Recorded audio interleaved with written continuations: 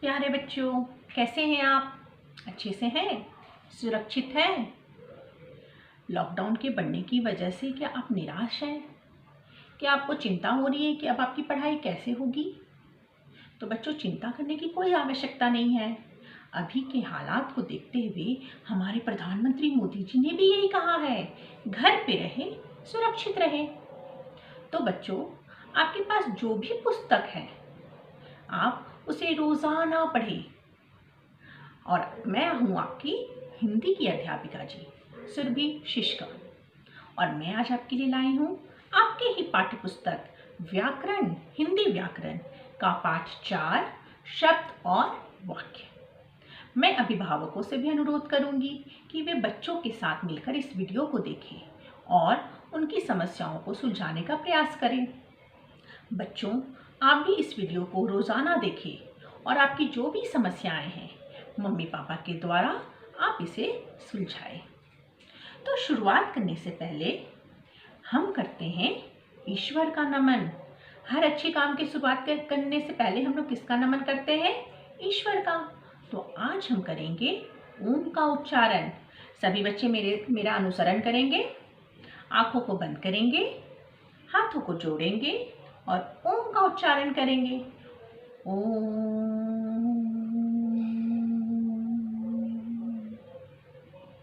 बहुत अच्छे। कैसा महसूस हो रहा है? अच्छा, तो चलिए शुरुआत करते हैं। पहले हम चलते हैं अपनी पिछली कक्षा की ओर। हम लोगों ने पिछली कक्षा में क्या पढ़ा था? वर्ण। तो बच्चों, वर्ण किसे कहते हैं? चलिए आप सभी एक बार फिर मेरे साथ दोहराएंगे।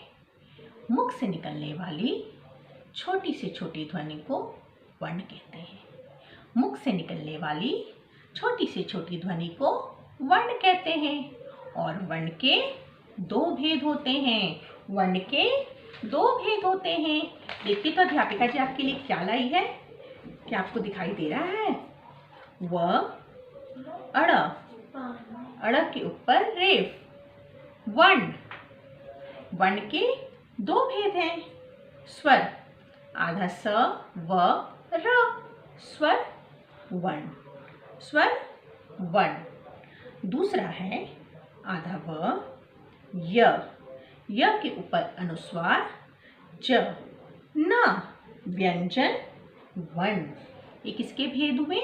ये वर्ण के भेद हुए। स्वर वर्ण, व्यंजन वर्ण। स्वर वर्ण होते हैं 11 और व्यंजन वर्ण होते हैं 33। तो स्वर वर्ण कौन कौन से होते हैं? मेरे साथ दोहराइए। अ, आ, इ, ई, उ, ऊ, री, ए, ऐ, ओ, औ। ये सारे स्वर वर्ण हैं। और व्यंजन वर्ण कौन कौन से हुए? क से लेकर ह तक सारे व्यंजन वर्ण हैं। कौन कौन से? क से लेकर ह तक। तो ये थी वर्ण की बात। अब हम आते हैं शब्द और वाक्य पे। शब्द और वाक्य। आज हम पढ़ेंगे शब्द और वाक्य, जो हमारा हिंदी व्याकरण का पाठ 4 भी है। तो अभी हम पढ़ रहे हैं किसके बारे में? शब्द के बारे में। तो बच्चों, शब्द कैसे बनते हैं? चलिए मेरे साथ एक बार बोलेंगे सभी। दो या दो से अधिक वर्णों के मिलने से शब्द बनते हैं। शब्द कैसे बनते हैं? दो या दो से अधिक वर्णों के मिलने से शब्द बनते हैं। और शब्द सार्थक होने चाहिए। शब्द कैसे होने चाहिए? शब्द सार्थक होने चाहिए। अब आप पूछेंगे सार्थक क्या होता है? मैं बताती हूँ। जिन शब्दों का कोई अर्थ होता है। क्या आपको दिखाई दे रहा है मैंने क्या लिखा है? सार्थक शब्द। जिन शब्दों का कोई अर्थ होता है उसे कहते हैं सार्थक शब्द। और चलिए मेरे साथ दोहराइए।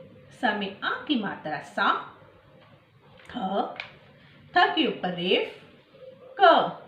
सार्थक श आधा ब द शब्द सार्थक शब्द। जिन शब्दों का कोई अर्थ होता है उसे कहते हैं सार्थक शब्द, और जिन शब्दों का कोई अर्थ नहीं होता उसे कहते हैं निरर्थक शब्द। क्या कहते हैं? निरर्थक शब्द। न में छोटे की मात्रा नि, र, थ के ऊपर रेफ, क, निरर्थक, श, आधा ब, द शब्द। अब आप पूछेंगे ये सार्थक और निरर्थक है क्या? मुझे तो कुछ समझ में नहीं आ रहा। कहीं आपके दिमाग में भी यही प्रश्न तो नहीं है? मैं बताती हूँ, चलिए मेरे साथ साथ दोहराइए। आपको ये दिखाई दे रहा है? सबसे पहले अध्यापिका जी ने लिखा घ जोड़ र, घर। क्या घर का कोई अर्थ है? बहुत अच्छे। घर एक सार्थक शब्द है। क्यों? क्योंकि घर का अर्थ होता है भवन। र जोड़ घ, रघ। क्या रघ का कोई अर्थ है? नहीं। तो रघ क्या है? एक निरर्थक शब्द है, क्योंकि रघ का कोई अर्थ नहीं होता है। दूसरा शब्द है न जोड़ ल, नल। क्या नल का कोई अर्थ है? बहुत अच्छे। नल का कोई अर्थ होता है, इसलिए नल एक सार्थक शब्द है। ल जोड़ न, लन। लन का कोई अर्थ है? बहुत अच्छे। लन का कोई अर्थ नहीं है, इसलिए लन एक निरर्थक शब्द है। जैसे क म ल, कमल। कमल का कोई अर्थ है? बहुत अच्छे। कमल का क्या अर्थ होता है? कमल हमारा राष्ट्रीय फूल है, तो कमल का कोई अर्थ है? तो कमल क्या हुआ? बहुत अच्छे। कमल एक सार्थक शब्द है। लेकिन अगर अध्यापिका जी ने कमल को उलट दिया, ल क म कर दिया, लकम, तो लकम का कोई अर्थ होता है? नहीं। तो लकम एक निरर्थक शब्द है। तो ये रही शब्दों की बात। अब हम आते हैं वाक्यों पे। वाक्य। अच्छा बच्चों, वाक्य कैसे बनाते हैं हम लोग? शब्दों को जोड़कर वाक्य बनाते हैं। शब्दों को जोड़कर वाक्य बनाते हैं। तो कितने शब्दों को? दो या दो से अधिक शब्दों को जोड़कर वाक्य बनते हैं। एक बार फिर से दोहराइए। दो या दो से अधिक शब्दों को जोड़कर वाक्य बनते हैं, और वाक्य अच्छे होने चाहिए, सार्थक होने चाहिए। जैसे मैं घर जा रही हूँ। क्या आपको समझ में आ रहा है अध्यापिका जी क्या बोलना चाह रही है? बहुत अच्छे। मैं घर जा रही हूँ। और अगर अध्यापिका जी ने इसी वाक्य को उलट दिया, जा रही हूँ मैं घर, तो क्या ये वाक्य सही सुनने में सही लग रहा है? नहीं। क्यों? क्योंकि यहाँ शब्दों का स्थान सही नहीं है। यहाँ शब्दों का स्थान सही नहीं है, इसीलिए ये वाक्य गलत है। ठीक इसी तरह अध्यापिका जी एक और वाक्य दिखाती है आपको। चलिए दोहराइए मेरे साथ। राम खेलता है। क्या यह वाक्य सही है? बहुत अच्छे। ये वाक्य सही है।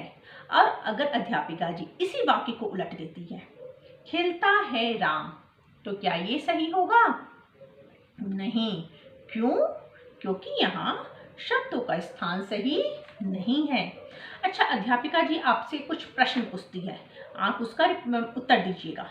ठीक है, चलिए। सबको दिखाई दे रहा है? पहला वाक्य, हो रही है वर्षा। इसका सही वाक्य क्या होगा? बहुत अच्छे, वर्षा हो रही है। दूसरा वाक्य, कूद रहे हैं बंदर। इसका सही वाक्य बनाइए। बंदर कूद रहे हैं। तीसरा वाक्य, सो रही है बच्ची।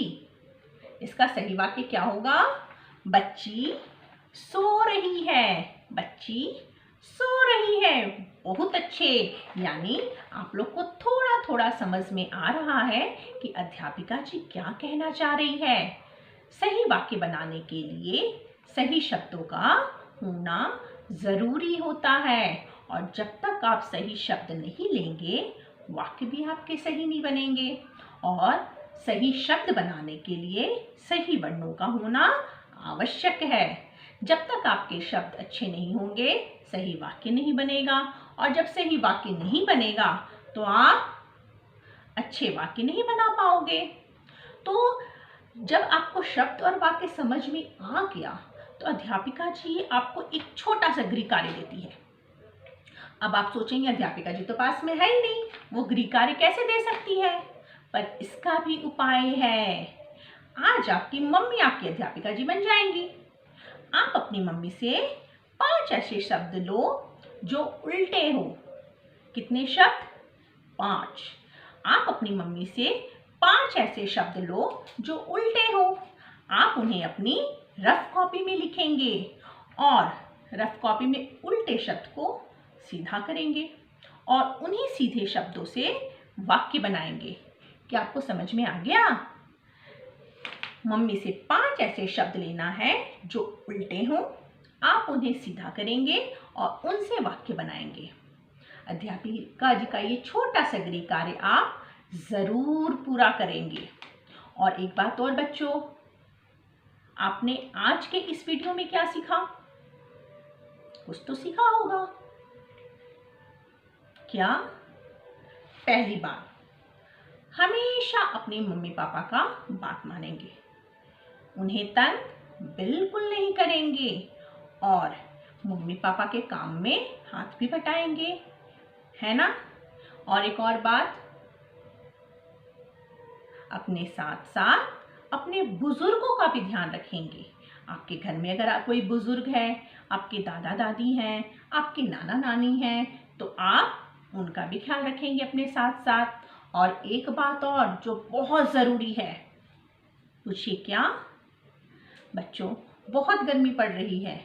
जैसे आपको प्यास लगती है वैसे पक्षियों को भी प्यास लगती है। तो आप उनके लिए एक छोटा सा कार्य करेंगे। मम्मी से एक पानी भरा बर्तन लेंगे और उसे अपनी छत पर या बालकनी में जरूर रखें। इससे क्या होगा, जब पक्षी थकेंगे तो वो आपके घर आके पानी पी लेंगे, है ना बच्चों? तो अगले वीडियो के लिए तैयार रहे, मैं फिर आऊंगी। तब तक के लिए नमस्कार।